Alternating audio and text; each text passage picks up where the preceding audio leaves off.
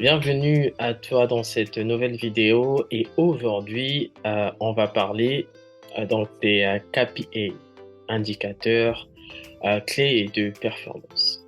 Donc cette vidéo a pour objectif de t'aiguiller sur cette notion. Donc le but étant de t'apporter un complément d'information afin que tu puisses l'utiliser à bon escient. Donc comme je l'ai dit, la vidéo va parler des KPI. Alors, premièrement, définissons, c'est quoi des KPI, indicateurs clés de performance?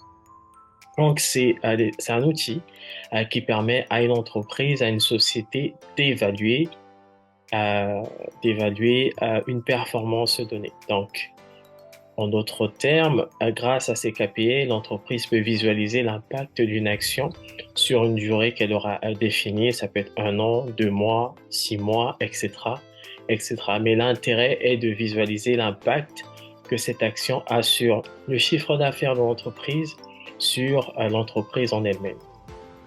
Donc, en ce qui nous concerne aujourd'hui, le but étant de comprendre dans quelle mesure il est important d'utiliser ces indicateurs de performance. Parce que, bien évidemment, ce n'est pas une obligation.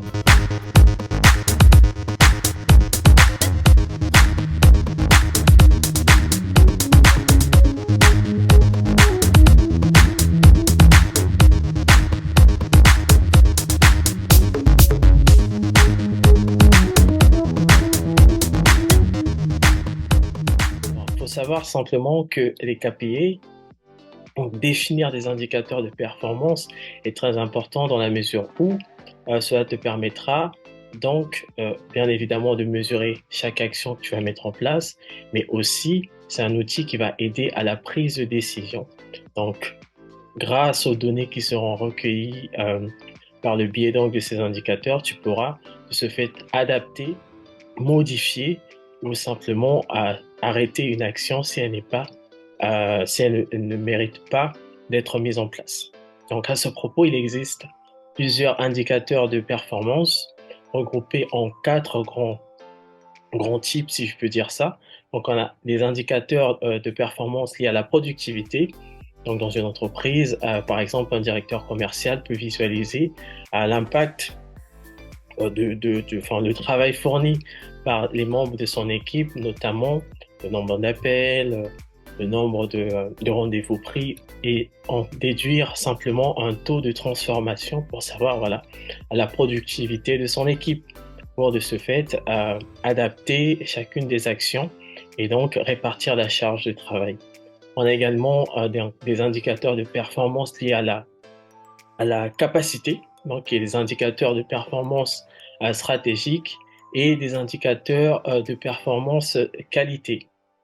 Donc, c'est vraiment les 4 grands types d'indicateurs de performance qui sont répartis par catégories.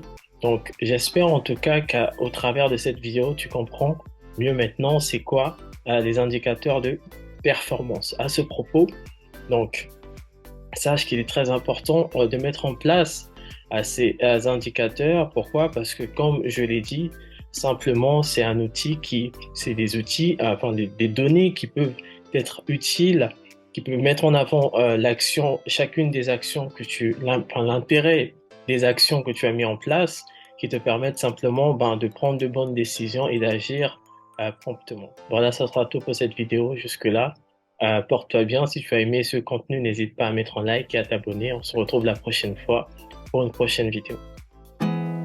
There's not much to do when all I can is thinking about you.